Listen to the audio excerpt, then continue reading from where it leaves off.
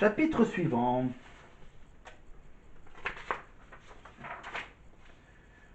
Voilà, quelques petites infos sur, voilà, sur le stade. Évidemment, il y a bien sûr il y a la boutique officielle, la boutique du stade de Lens, hein. Vous tapez sur internet, donc en ligne, c'est boutique.rclens.fr. Voilà, commande en ligne et vous recevez vos articles chez vous. Il y a également la fameuse boutique, la boutique, le nom est pas mal, le nom de la boutique, Émotion Foot. Émotion Foot. Voilà. Quand il n'y a pas de match de foot, il est ouvert, voilà, il est ouvert à certains moments. Nanana. Le magasin se situe aux abords du stade Félix Bollard à Nantes, à l'entrée de l'allée menant à la tribune Le Pagnot. Voilà. Voilà, découvrez nos points de vente boutiques situés sur le parvis des tribunes. Tout l'univers du RC Lens en avant comme en après-match. Voilà, donc billetterie en ligne, bien sûr, voilà, pour prendre des places. Hein, billetterie.rclens.fr. Voilà. Bien sûr, il y a des quotas de places qui peuvent également être alloués à notre réseau de distribution. Voilà, Ticketmaster, France Billets, certains matchs. Bon, voilà, tout le truc comme pour un concert de la Starac. Donc les guichets évidemment sont ouverts évidemment également pendant les jours de match. Et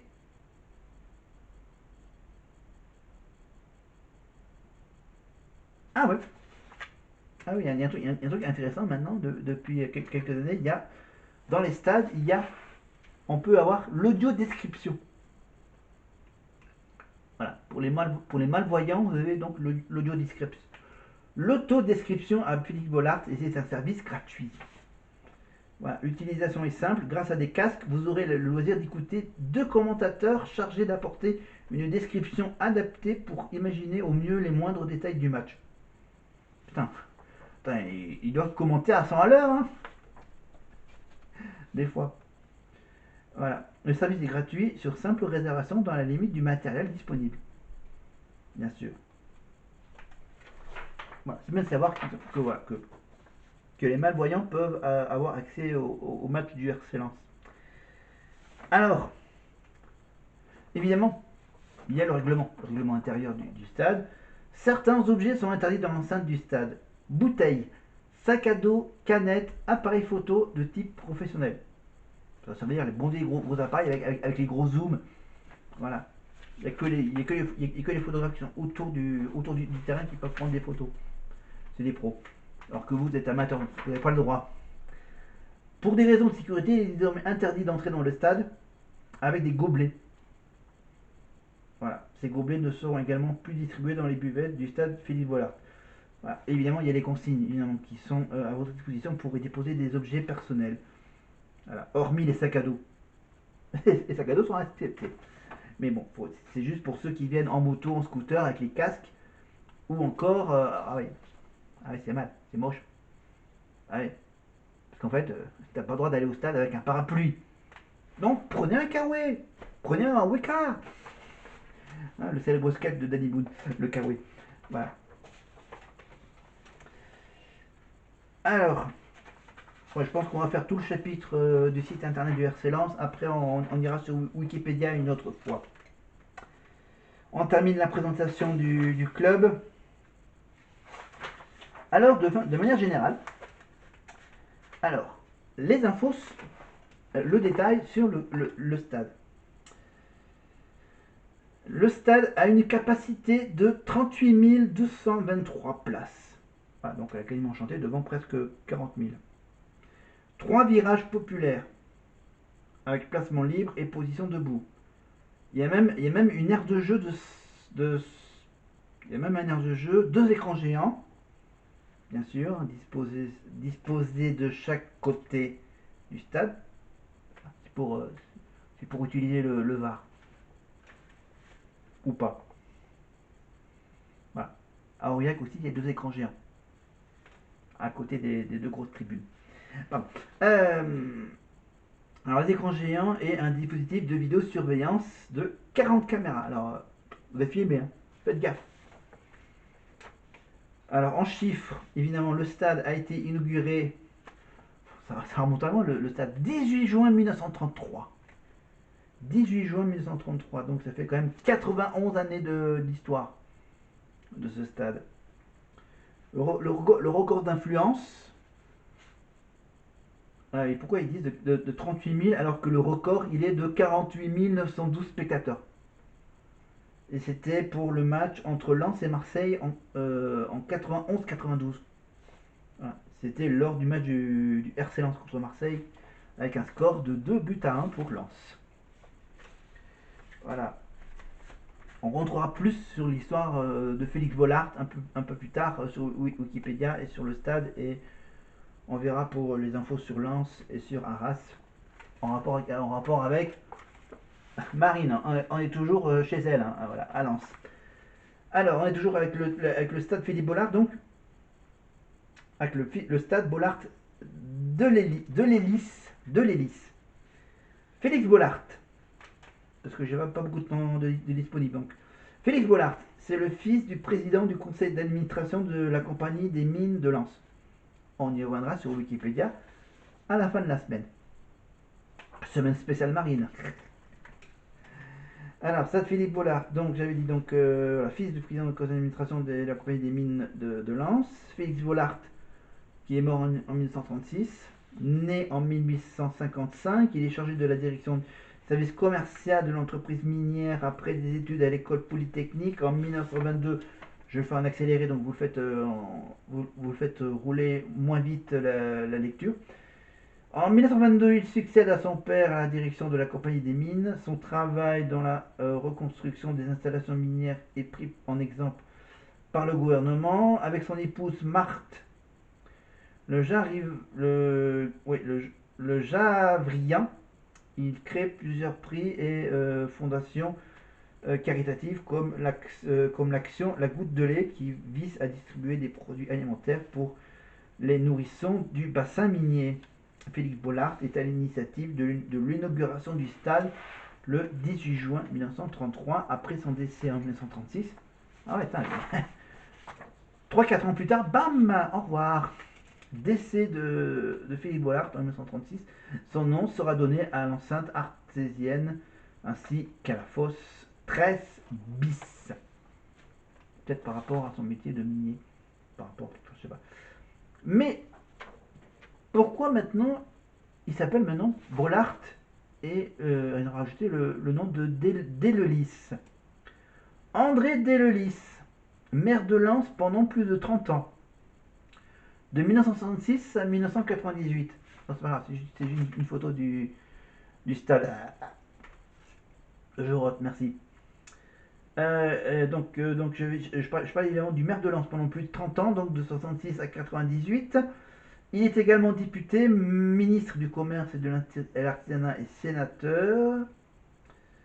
André Delis fait partie de ceux qui contribuent à la renaissance du Racing après le désengagement du club de la Compagnie des Mines et le dépôt de bilan en 1969. Il déclare: tous ensemble, on s'est battu pour sauver le Racing de Lens. Je ne pouvais pas accepter que le club disparaisse, sinon il aurait été fort probable que l'on ne joue plus jamais au foot à Lens.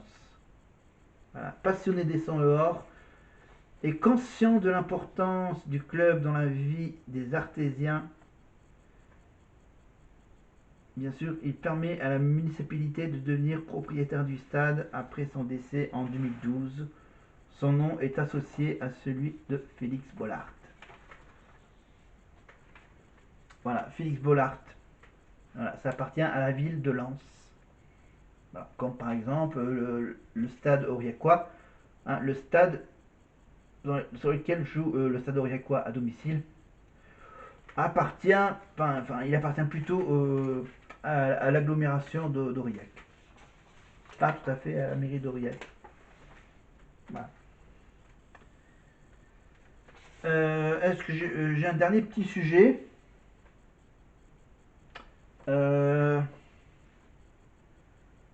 Sur les 91 ans d'histoire du RC Lens, enfin, j'ai peut-être fait un petit peu trop de blabla, je pense qu'on va peut-être s'arrêter là. Voilà, on fera un deuxième chapitre évidemment sur le RC Lens. Voilà, quand j'aurai du temps. Voilà, et on va juste hop, vous montrer l'historique du logo du RC Lens. Regardez. En fait, le RC Lens n'a pas beaucoup changé de logo. Voilà, ils l'ont un peu modernisé. Attends, je me rapproche. Voilà, bon, ça a commencé tranquillement par un simple RCL. Ensuite, ils ont fait un truc qui ressemble un peu au truc des mineurs. Voilà, donc là, le club Artois. Voilà, ensuite, dans les années 60, évidemment, c'était évidemment la lumière des mineurs, la lanterne des mineurs. Et là, pour le logo qui est plus ou moins le même, voilà, en mettant donc d'un côté, ils ont mis bien sûr le RCL ici. Ils ont mis donc le logo à peu près qui est à peu près presque le même que celui-là à côté ici, et ils ont juste rajouté en haut la date de création du club, donc 1900. En fait, ça a été créé en 1906, donc il était sur un autre stade durant 30 années à peu près, avant qu'ils aient construit le stade de Bollard. Voilà. Voilà. Le logo avait commencé d'abord par être en noir et blanc, dans les années 80 jusqu'en 94. Ah non, oui, il y avait deux logos possibles. Il y avait soit le logo en noir, soit le logo en rouge. Voilà. Ensuite, ils ont mis bien sûr les deux couleurs, donc les sang et or, pour grosso modo le même logo pendant. Voilà.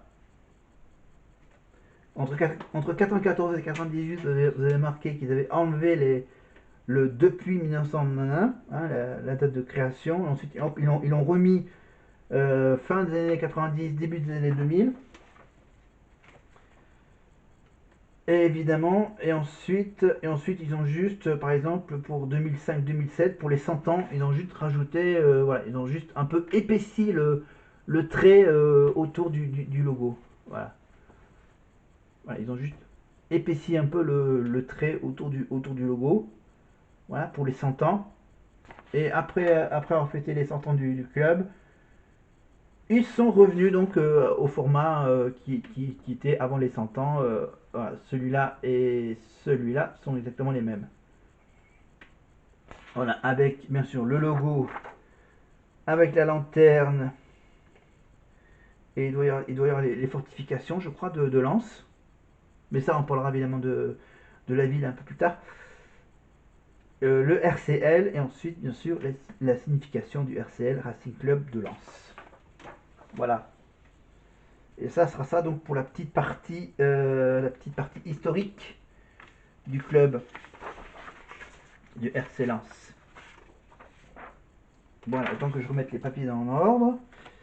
Voilà, parce qu'après, bien sûr, on va parler donc, on parlera de l'anniversaire du club. Qu'est-ce qu'il me reste encore?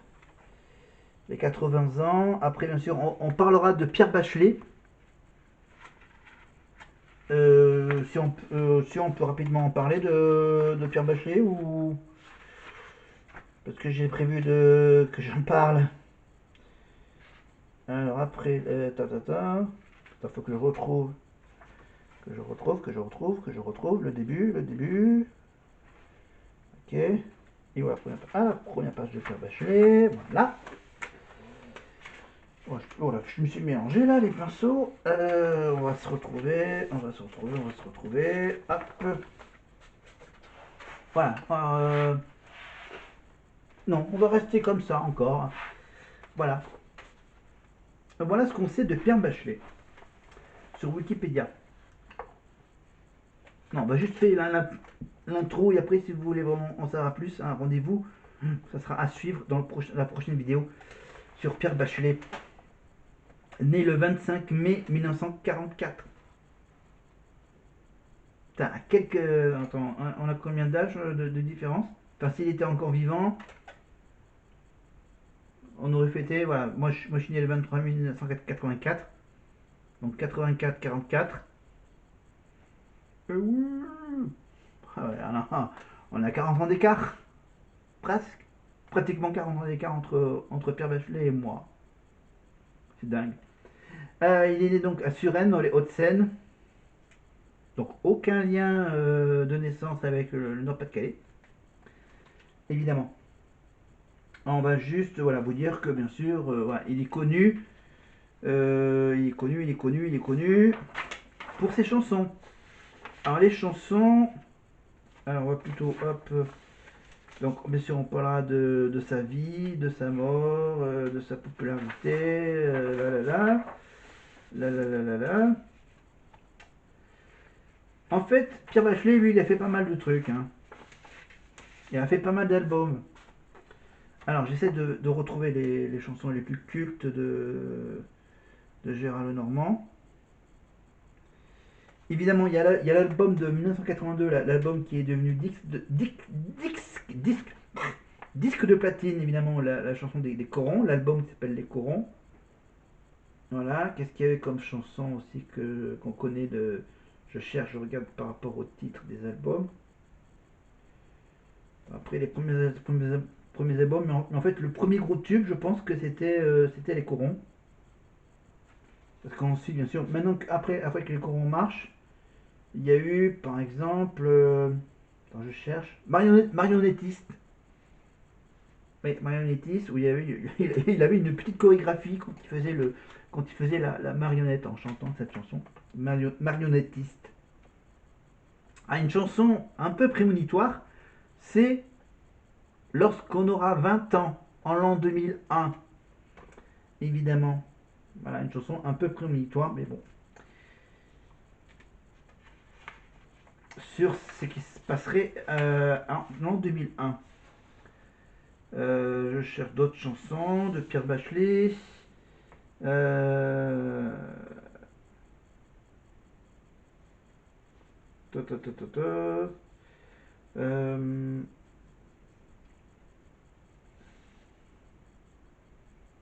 ouais, il en a fait des albums, bien sûr, mais bon, ça dépend des chansons. Putain, mais il en a fait plein. Attends. Bon, j'arrive plus à les retrouver là dans la liste. Peut-être.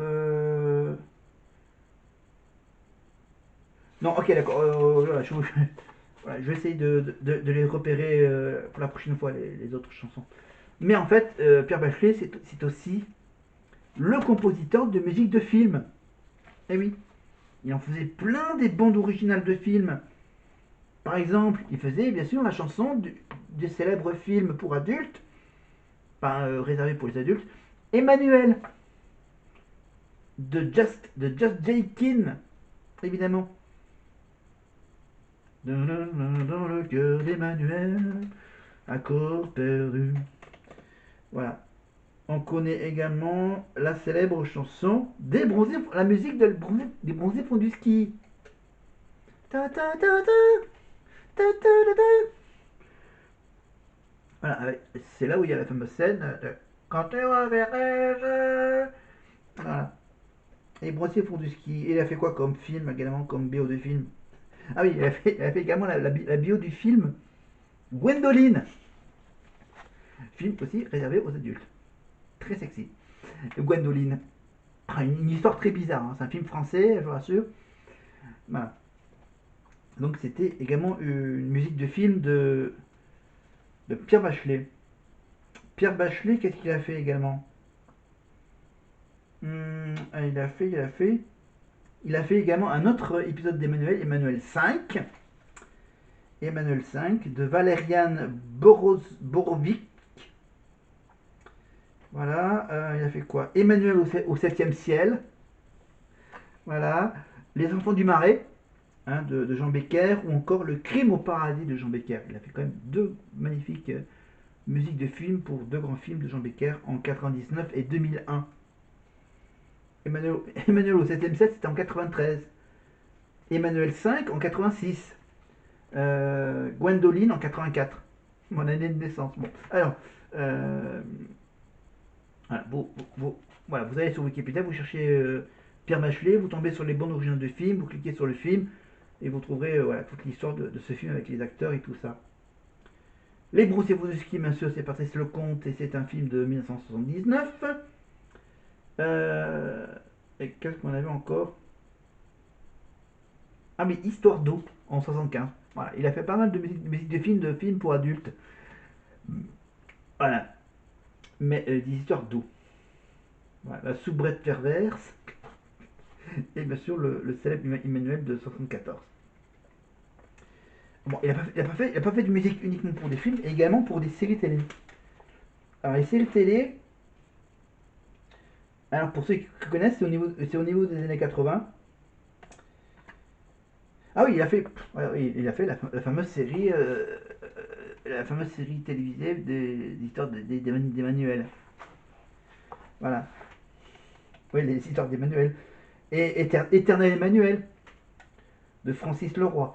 Éternel Emmanuel, La revanche d'Emmanuel, Emmanuel à Venise, L'amour d'Emmanuel, Magique Emmanuel,